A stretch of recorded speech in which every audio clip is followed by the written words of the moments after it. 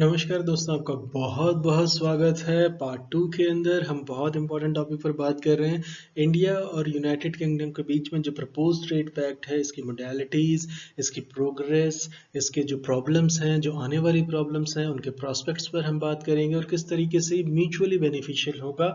Need of the our यही कहती है। ब्रिटेन को जो अर्जेंसी है वो किस लिए है, हमने लास्ट उसमें किया था, और इंडिया को इससे क्या फ़ायदा है।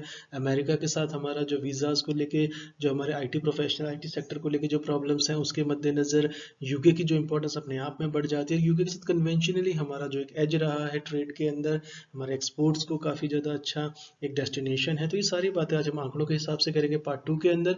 पार्ट वन आप प्लीज़ देखिएगा। बैकड्रॉप के लिए काफ़ी चाहिए, मोडेलिटीज़, मोड 4, मोड 1, ये सारी बातें हमने उसमें डिस्कस की हैं।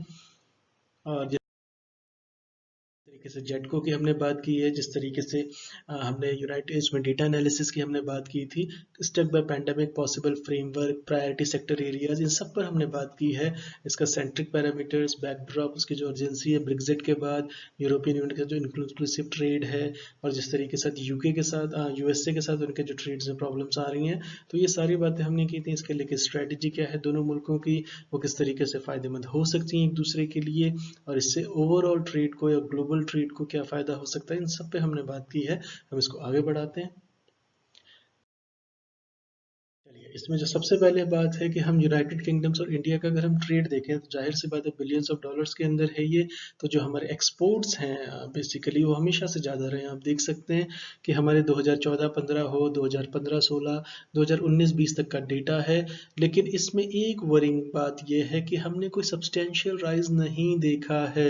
यानी जो 2014-15 में जो हमारा एक्सपोर्ट्स हो रहा था 9.3 बिलियन डॉलर्स का, आज जो हमारा हो रहा है 19-20 के अंदर वो 8.7 बिलियन। ये मिनिस्ट्री ऑफ कॉमर्स डिपार्टमेंट के डेटा हैं, तो ऑथेंटिक डेटा है ये। तो इसके बाद 2015-16 में डिप आया थोड़ा सा, उसके बाद और थोड़ा सा डिप गया, उसके बाद इसने राइज किया, 9.6 को छुआ, उसके बाद लेकिन ये लगातार नीचे जा रहा है। तो इसकी हमें वजूहात, इसकी हमें किस तरीके से इसकी रीजनिंग, किस तरीके से इसको सस्टेन किया जाए, ना सिर्फ इसे बढ़ाया जाए, डबल डिजिट में भी नहीं आ पाया है पिछले 5-6 सालों के अंदर।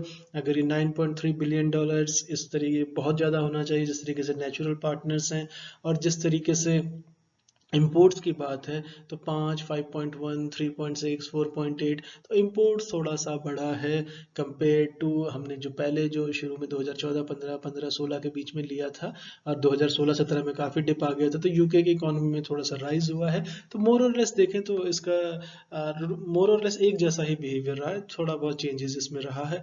लेकिन इंडिया का जो ट्रेड सरप्लस है, इसमें देखिए, इसमें फ़र्क आ जाता है। तो 4.3 का था हमारा बिलियन डॉलर्स का सरप्लस था 2014-15 में, फिर ये लगातार घटता चला गया, 3.6 हुआ, उसके बाद थोड़ा सा बढ़ा 2016-17 में, उसके बाद ये डिप करना शुरू किया।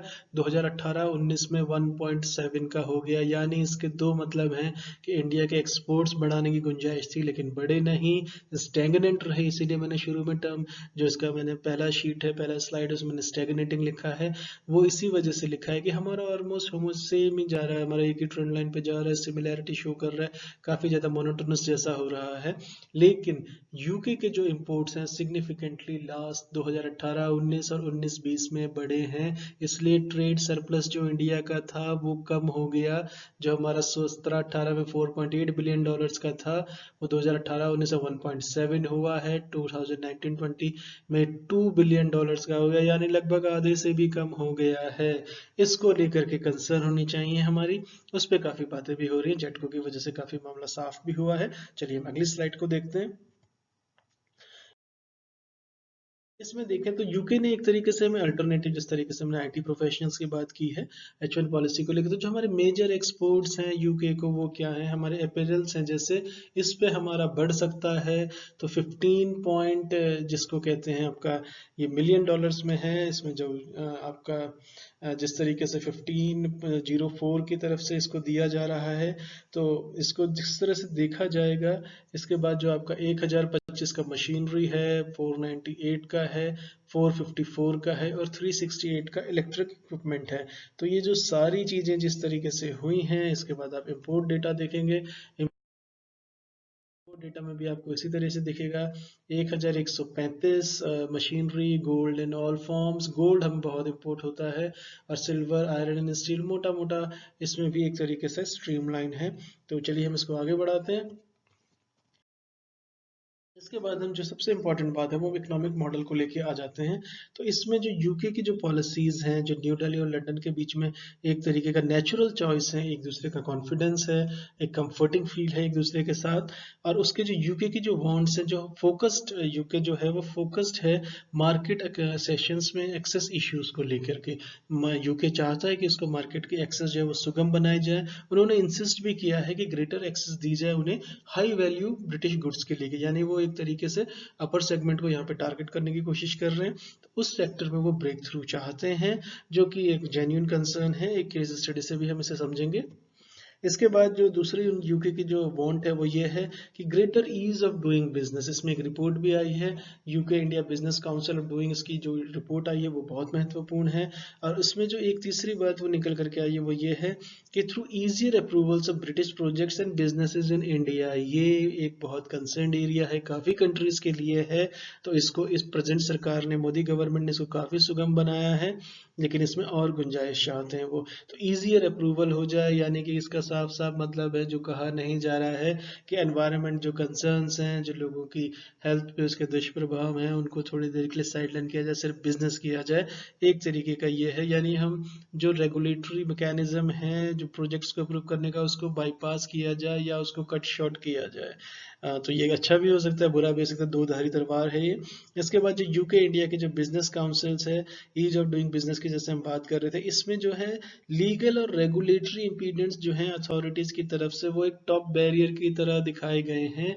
यानी इस रिपोर्ट का साफ कहना है कि इंडिया के अंदर जो लीगल और रेगुलेटरी जो इंपीडेंस हैं, जो मुश्किलें हैं, जो अथॉरिटीज के द्वारा, यानी ब्यूरोक्रेटिक रेड टेप जो है उसको काटा जाए, यानी उसको अगर एक्सेस हो जाता, जो अच्छी बात भी, जैसे मैंने पहले कहा, दो धारी तलवार है, तो काफ़ी चीज़ों के लिए वो अच्छी है। इस तरीके से टैरिफ फ्रंट पे आकर के बात रुक जाती है। जो टैरिफ फ्रंट है इसका जीटा है।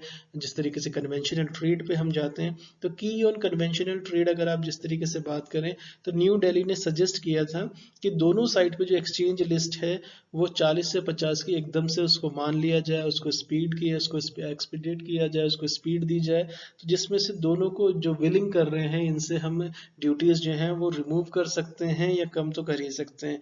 तो लंदन का ये कहना है, यूनाइटेड किंगडम का ये कहना है, जो इनिशियल रिएक्शंस है जो लोअर ड्यूटीज की तरफ, वो उसके मार्क्यू प्रोडक्ट्स की तरफ उनकी ज़्यादा है। जिस तरह मैं एग्जांपल देता हूँ आपको, उससे बेहतर समझ में आएगा। जिस तरीके से स्कॉच विस्की की बात है, और ऑटोमोबाइल की बात है, मेडिकल इक्विपमेंट और इंजीनियरिंग प्रोडक्ट, ये चार कैटेगरी मार्क्यू प्रोडक्ट्स के अंदर है। Scotch whisky, automobiles, medical equipment and engineering products. तो ये चार जो सेगमेंट हैं ये बहुत इंपॉर्टेंट हैं। इसके बाद जैसे हम केस स्टडी पे हम बात कर रहे थे, तो केस स्टडी में अगर हम इसको बहुत बारीकी से देखें, तो यूके जो है अपनी जो उनकी अल्कोहल है, जैसे अपने इनको स्कॉच विस्की, जो इनके जो प्रोडक्ट्स हैं, यूके चाहता है, उसने परस्यू भी किया है, इसने हार्ड लाइंस भी रखी हैं कि जो अल्कोहल प्रोडक्ट्स हैं जो यूएसए के अंदर, जो इसलिए मैंने आपको शुरू में कहा था कि जो यूएसए के साथ उनका जो इनकन्क्लूसिव ट्रेड टॉक्स हो रही हैं, उसके मद्देनजर इंडिया की भूमिका कहाँ है, तो ये इसमें आ जाती है कि जिस तरीके से यूए ने एक तरीके का स्टीप 25% हाइक कर दिया है टैरिफ को ऑन सिंगल माल्ट स्कॉच और other whiskeys from European union. 25% का हाइक ट्रम्प एडमिनिस्ट्रेशन ने कर दिया है, जिसमें यूके भी इंक्लूड हो गया है सिंस अक्टूबर 2019। तो यूके ये चाहता है कि ये वाली जो 25% हाइक की बात है, इसको तो इंडिया भूल ही जाए और उनको वेव करे, उनको कंसेशंस दे, तो जाके उनके मार्केट प्रोडक्ट्स के लिए रास्ता जो है वो सुगम होगा। इससे मेडिकल इक्विपमेंट के लिए इंडिया को फायदा है, इंजीनियरिंग प्रोडक्ट्स में, ऑटोमोबाइल्स में फायदा होगा। तो जिस तरीके से ये केस स्टडी है, तो आपको याद रखना होगा, ट्रम्प एडमिनिस्ट्रेशन ने अक्टूबर 2019 के अंदर इसमें 25% का हाइक कर दिया था सिंगल माल्ट स्कॉच पे और अदर विस्कीज पे। तो जो चाहते हैं कि वो सारी चीज़ें इंडिया में आ जाएं, यानी हमारे यहाँ जिस तरीके से लॉकडाउन के बाद, जब लॉकडाउन खुला था, तो आप दिल्ली देखें, रेवेन्यू देखें, तो हमारी हालत क्या इतनी बुरी हो गई है कि अब हम जैसे ठेके पे जाके वो बोल रहे थे कि उसमें काफ़ी ज़्यादा वीडियोस में दिखाए गए थे कि वो इंडियन इकोनॉमी की हेल्प कर रहे हैं, इकोनॉमी को पहिया वापस चलाने में मदद कर रहे हैं। तो एक तरीके से अब इसको सरकार इसमें बेहतर निर्णय ले, इस पे दोनों तरफ से बातें हो सकती हैं। तो अगस्त 2020 के अंदर वाशिंगटन डीसी की अगर हम बात करें, उन्होंने इस हाइक को फर्दर बढ़ा दिया, यानी अक्टूबर 2019 में बढ़ाया, उसके बाद अगस्त 2020 के अंदर और फर्दर हाइक चला गया, जिसकी वजह से टॉक्स जो हैं वो फेल कर गई थी 16-17 सितंबर को। ट्रंप एडमिनिस्ट्रेशन जो था इसमें बहुत स्ट्रिक्ट रहा है, और उसके मद्देनजर ये इंडिया को एक तरीके का कंसेशनल मार्केट देख रहे हैं। और जिस तरीके से पोस्ट ब्रेग्जिट फेज में talks have hit the wall, almost collapse ही समझे, यानी कंक्लूसिव है, टाइम डिलेइंग है, और यूके अपनी इकोनॉमी को रिवाइव करना चाहता है, तो उसके लिए वो इंडिया की भूमिका देख रहे हैं। और इंडिया जो है काफ़ी सारे प्रोडक्ट्स में, खास करके मेडिकल, ऑटोमोबाइल्स और इंजीनियरिंग प्रोडक्ट्स में, और अपने आईटी एक्सपोर्ट्स को बढ़ाने की तरफ देख रहा है। तो एक तरीके का नेचुरल पार्टनरशिप है, नीड ऑफ द आवर है। कोविड पैंडेमिक की वजह से दोनों मुल्कों को बहुत नुकसान हुआ है।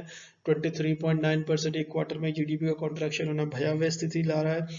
तो अगर हम ट्रेड डिस्कशंस की बात करें, जिस तरीके से ट्रेड डिस्कशंस हैं, जो उसका जो मेजर पॉइंट ऑफ कंटेंशन है इंडिया का एग्जिस्टिंग नेगोशिएशंस को लेकर के यूरोपियन यूनियन के साथ, जिस तरीके से TIA की जो बात की थी, इसका मतलब है broad based trade investment agreement. मैं फिर से पढ़ देता हूँ, broad based trade and investment agreement, जो ये है यूरोपियन यूनियन के साथ भी हो। इसमें डिस्कशंस जो हैं 2007 से चली आ रही हैं। तो इस तरह से जो 16 राउंड्स इसके हो चुके हैं आज तक, लेकिन इसने क्या किया है कि इंपोर्ट ड्यूटीज़ के ऊपर कोई खास हमें जो है एक तरीके से हमें हमारे एक्सपोर्ट्स को इतना लेवरेज नहीं दिया है।